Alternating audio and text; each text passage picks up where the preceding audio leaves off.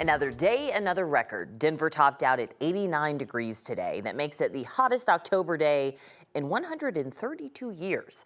Plenty of people were out in Wash Park enjoying the heat. It'll be a much different story tomorrow, though. But how will it impact the turkey? No, actually, that's not where we're talking. No. How will this impact the people, Kathy? How will the people be impacted? The weather will be for the birds, Kyle, so the people will be happy because it will be cooler. And I think the birds will be happy because it'll be great flying weather and it won't be this crazy weather pattern where we have these record high temperatures in a month when we typically see our first freeze and our first snowfall. But the cool down is short-lived as this high pressure ridge is dominant, extending from California through Colorado into Texas, pushing the storm track to the north. So even with a weak front coming through and temperatures coming down into the 70s, it's not a trend that's expected to last. So as you mentioned, 89 degrees, breaking the old record of 88 set back in 2005. Other high temperatures around the area this afternoon: 96 in Lamar, 90 in Trinidad, 95 in Ray, 91 in Greeley. The average high this time of year is actually about 72. So record highs today with elevated fire danger, but cooler weather coming our way tomorrow. Watching the wind pretty closely, that will signal the arrival of the front during the early morning hours tomorrow. But with the wind, the warmth we had today, and the dry weather conditions, and elevated fire danger and red flag warnings, something we'll talk about in detail coming up. CBI is asking for the public's help finding this missing 10-year-old out of Federal Heights. Liberty Martinez Silva was last seen around 8:45 Monday night off West 85th near Pecos. Investigators say Liberty has medication that she may not have with her. Liberty may be with her mother, who does not have custody. CBI says 29-year-old Alexandria Martinez may be somewhere around Civic Center Park in Denver. If you think you've seen them, you're asked to call 911 or Federal Heights Police. When a man turned up nearly dead on a busy road in Thornton earlier this year, police chose not to tell that man's family a critical detail, and he died a few days later. 9 News investigates. Jaleesa Irizarry digs into a mystery that has one family still wondering what exactly happened. The future can feel daunting, that ache of driving into the unknown. But maybe what hurts more is knowing what happens next. Yeah, I don't want you to get run over, so. If I get run over, I'll be dead. That's true, you would be dead, and we don't want that. Janine Islas can only shake her head at those words. Stay out of traffic, okay? Words she wishes never came true. He loved his family a lot. He always wanted to help people, no matter who you were. For Carolina Lewis, her son Rayvon Lewis was not a perfect man, but she didn't need him to be. She just needed him there. What happened? Around 8:15 p.m. on May 4th, Thornton Police responded to a man hurt in the road. We don't know. It was Rayvon, barely breathing. Fell off of a truck. I don't know how, but no one really knew what was wrong. They didn't see blood, just Rayvon. I don't know if that's what this is. They didn't let me go straight to his room, so I knew something was wrong. Rayvon was pronounced brain dead. He was taken off life support 2 days later. Janine, Rayvon's cousin, was there. We want to know what happened. We want to know if there's anything more than what is being said. According to people on scene, there was only one person who witnessed what happened. that bike that was here said he fell off of a truck. I don't know how, but they left. Police eventually found that man, who stressed that's what he saw. Then, a Thornton traffic officer was assigned to a death investigation. And he said that he's going on a vacation, and when he gets back, they're going to address it. But Carolina says no one really did address it. They waited weeks for answers that never came.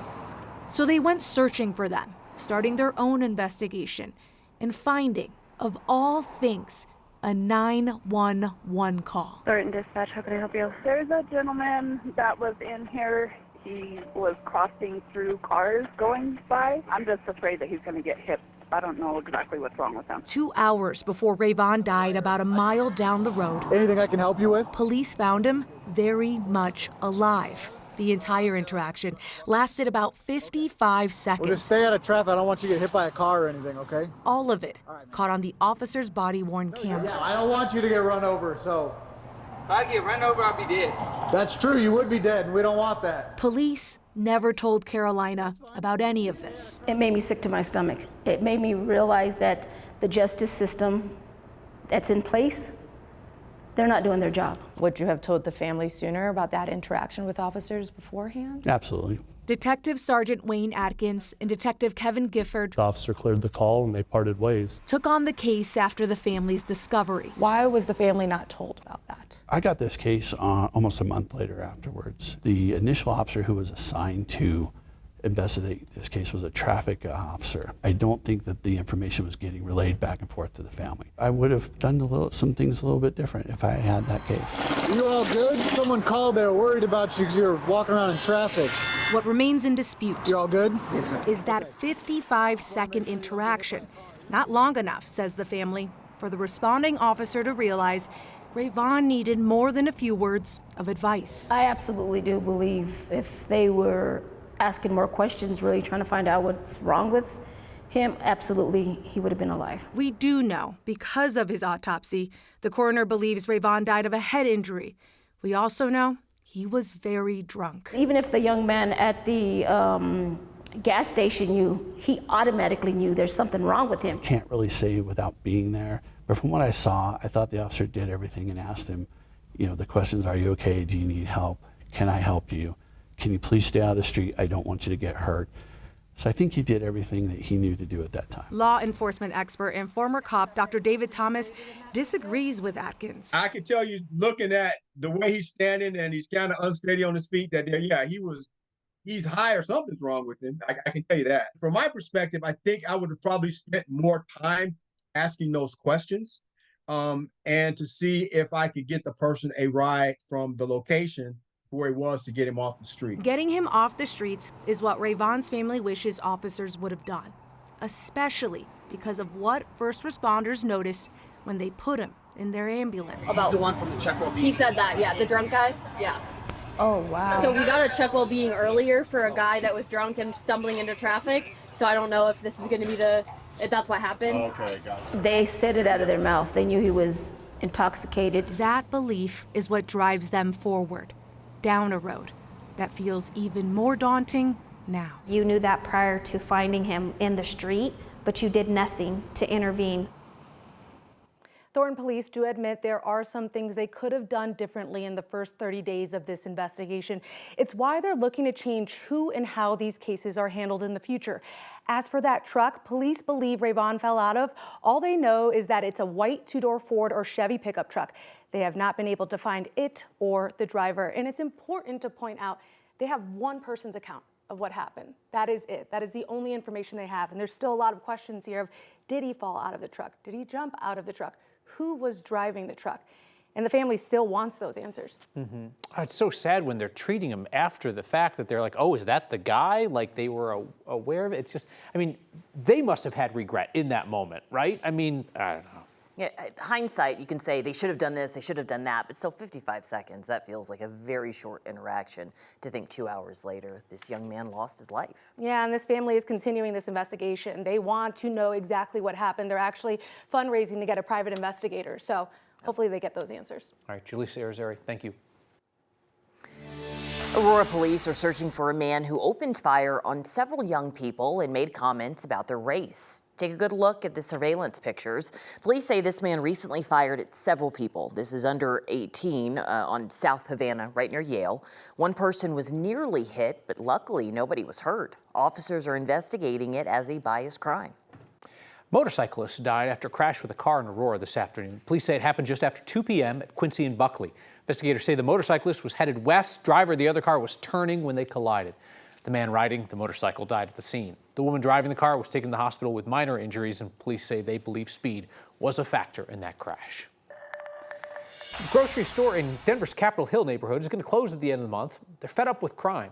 The Natural Grocers on Colfax in Washington blames retail theft and safety issues. 9 News reporter Janelle Finch is in Denver with reaction to this. Janelle. Alex, Kyle, Natural Grocers says that this wasn't an easy decision, but the company just couldn't keep up with safety issues and crime. There are 46 Natural Grocers in Colorado. And after this month, there will be 45. To see the store be gone, that'd be really hard. Natural Grocers is closing its location at Colfax in Washington at the end of the month. The company blames theft and safety concerns. I understand they're probably losing money if that was true, but I would say that's still kind of hard. You don't want to ruin it for the rest of the community who does use it. We're all like really needing it kind of thing. So Brian Corbin lives within walking distance of the store. Yeah, if this store closes, that'd be pretty hard especially because I like to eat a lot of things that are more organic. And this store is great for that. They have a lot of organic produce and a lot of organic food. The potential impact isn't lost on City Councilman Chris Hines. And it's such a shame because so many people in these in Cap Hill and in the surrounding neighborhoods don't own cars at all. About a third of households in these densest neighborhoods in the center city don't own cars at all. And so having access to fresh and healthy food is very important for everyone, but particularly people who don't have cars. So having Natural Grocers exit is certainly a sad day. He says he recently found out about the issues, but wish he knew earlier to avoid this. Sad, and certainly would have tried as best I could to help, or certainly get the right connections should Natural Grocers have reached out. Natural Grocers says it did invest in its security and loss prevention strategies, but those weren't enough. Soon, customers like Corbin, it's one of those things I'm hoping they keep it because it's been beneficial to this area. Will have to get fresh food elsewhere. Natural Grocers says it'll work to transfer as many employees as they can to other stores, but those who aren't able to make the transfer will be given severance pay and health benefits. Live in Denver, Janelle Finch, 9 News.